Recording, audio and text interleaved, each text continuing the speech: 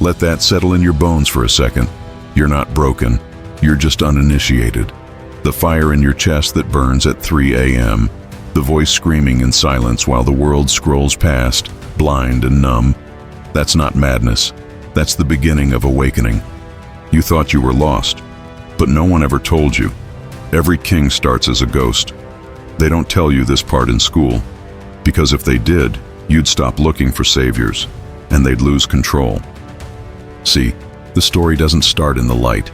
It starts in the pit, in the cold, the silence, the betrayal, where your name doesn't echo back when you scream it. No camera, no cheer, no hand reaching down, just you and the voices. And that's where it begins. The darkness you're in right now, it's not your grave. It's your initiation chamber. The shaking hands, the silent tears, the knots in your gut, they are your coordinates. They mark the exact location where something bigger is trying to be born. The pressure you feel isn't here to break you. It's here to introduce you to you. But here's the secret. Most people never meet themselves. They spend their entire lives dodging discomfort, masking pain, conforming.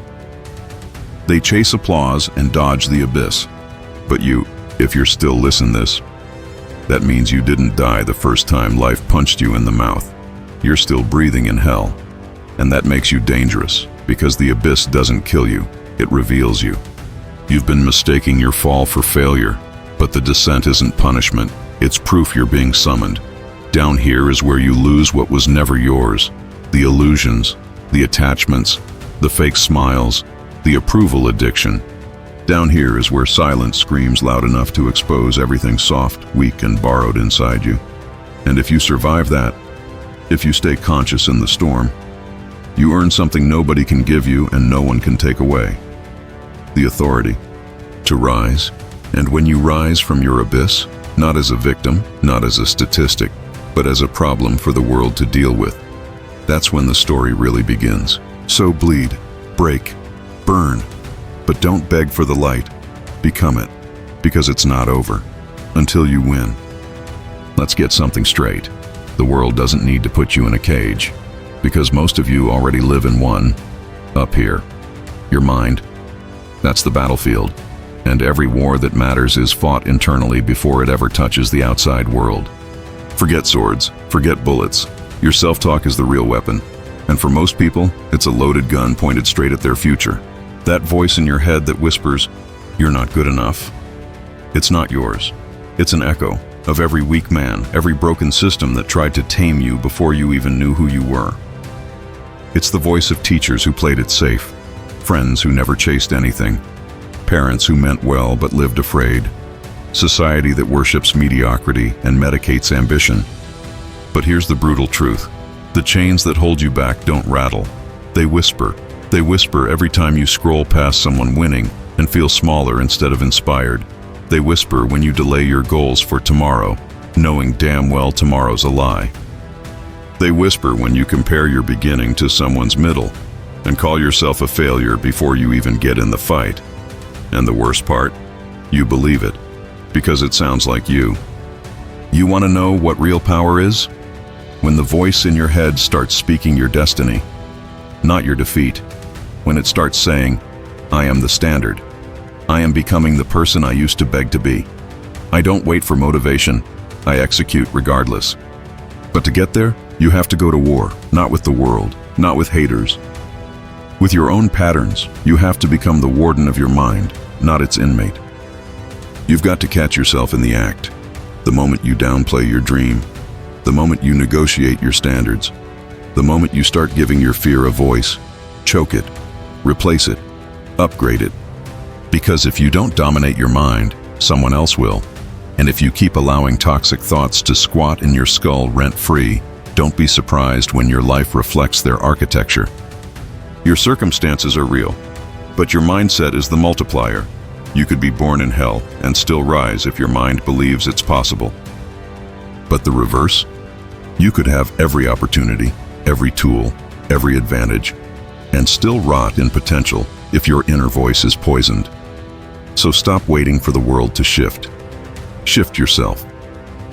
Become the one they can't ignore, because your clarity is louder than their noise. Become the weapon, the warrior, the watcher at the gate of your own thoughts. Because from now on, your mind is sacred ground, and only kings and killers get to speak there. It's not over until you win. You want to be applauded? Cool. Go post a selfie, get some likes. It'll feel good for 5 minutes. But if you want to be remembered, then learn to fall in love with silence. Because here's the unfiltered truth, the real work, the real building, the becoming. It happens in the shadows, in the boring, gritty, brutal repetition of days that look the same. Nobody sees the 4 a.m. alarms. Nobody watches you eat failure for breakfast while pretending you're fine. Nobody's filming your tears, your breakdowns, your inner battles. They don't show up until the scoreboard flashes your name in lights. And when they do, they'll call it luck. Let them. Let them laugh when you disappear. Let them smirk when you say no to the party, no to the distraction, no to the comfortable life. Let them walk away. Let them count you out. And when they do, don't chase, don't explain, don't correct them. You don't need an audience to evolve, because loyalty to your vision must outlast their validation. You are not here to be liked. You are here to be legendary. And legends aren't made in crowds. They are forged in silence. While they sleep, you suffer. While they scroll, you sculpt. While they coast, you climb. And when the day comes, and it will, that your name leaves their mouths in awe instead of mockery, when they repost your wins, pretend they always believed in you. Smile. But remember, they weren't there when it mattered. They didn't see you pacing at midnight, talking to God. They didn't feel the doubt punching holes in your chest. They didn't hear you whisper to yourself, one more rep, one more day, one more try. So carry your silence like a blade, sharpen it, wield it, use it, because a wolf doesn't explain itself to the sheep. It disappears into the wild, grows fangs, and returns as a nightmare. And when you show up at the summit, you won't need to say a word. Your scars will speak for you, and the silence that built you will echo like thunder. It's not over until you win. Let's rip the mask off. You're not tired, you're not unmotivated, you're not still figuring it out. You're avoiding the war, because real change doesn't feel good. It feels like death. Like killing off every excuse you've been cuddling like a comfort blanket. You say you're waiting to feel ready? Listen this carefully. Ready is a lie sold by cowards to make hesitation feel noble.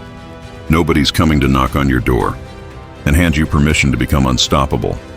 You either grab the damn sword, or you stay soft, safe, and silently resentful of every savage who passes you by.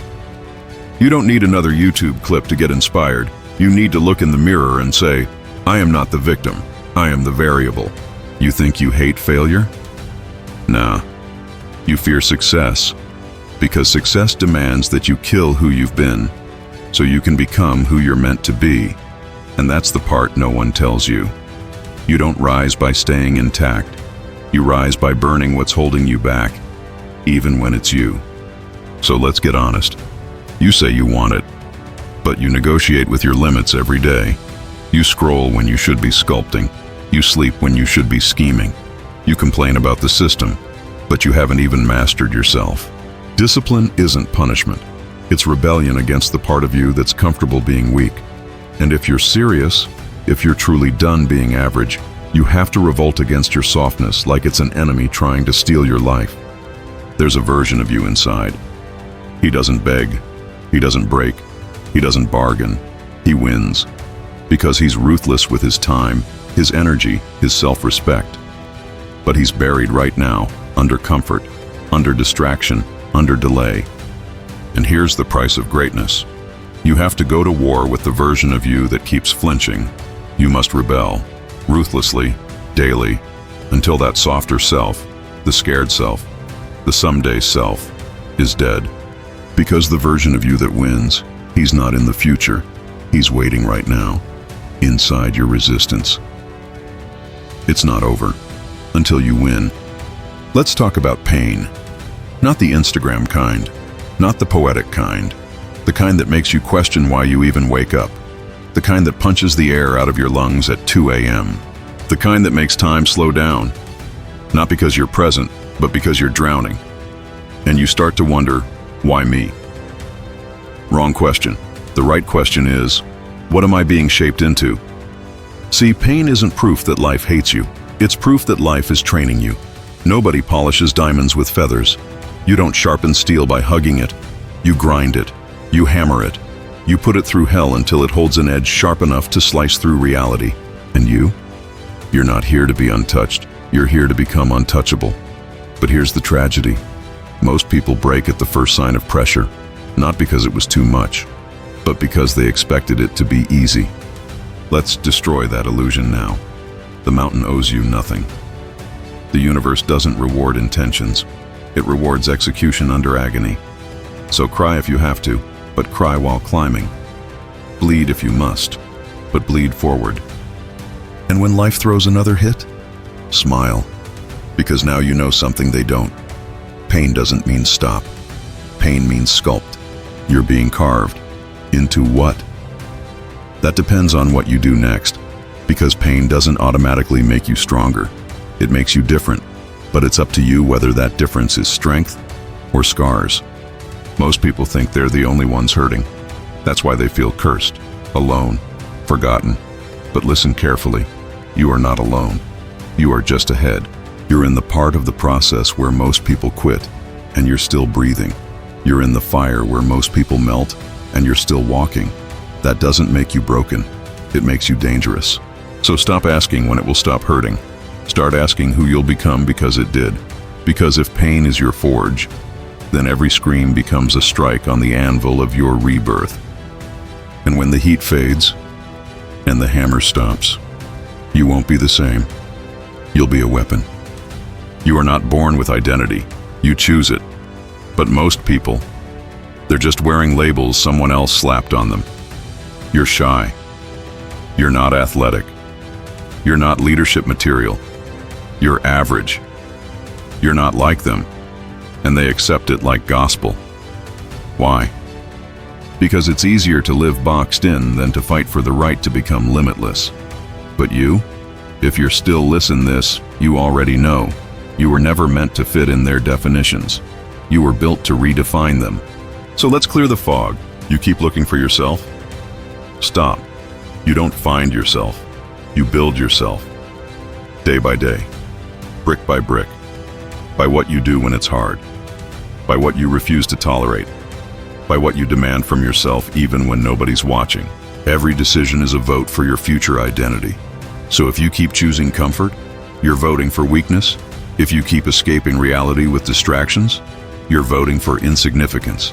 If you keep holding on to who you used to be, you're betraying who you're becoming.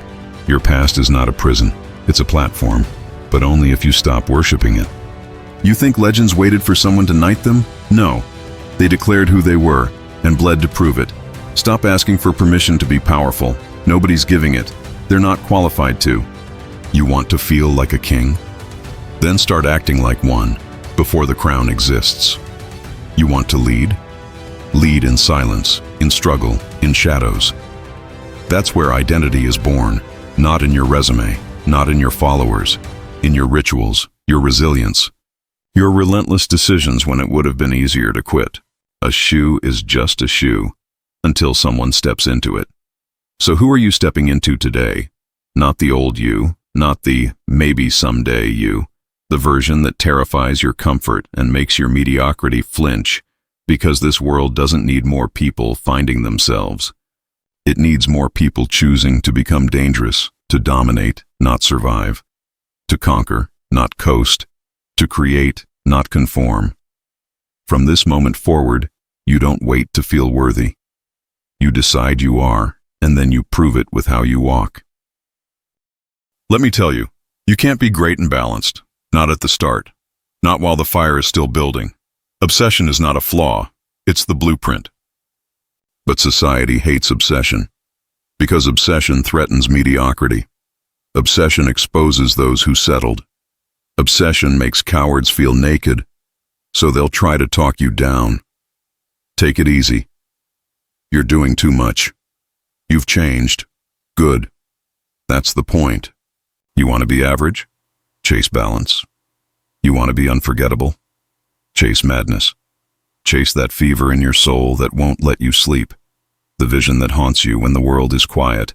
The dream that makes no logical sense, but you die before you let it die. While they sleep, you build. While they party, you grind. While they pray for miracles, you become one. Because genius doesn't come from gifted genes. It comes from tunnel vision so deep, you forget what quitting even looks like. They'll mock you before they admire you. They'll warn you before they want you.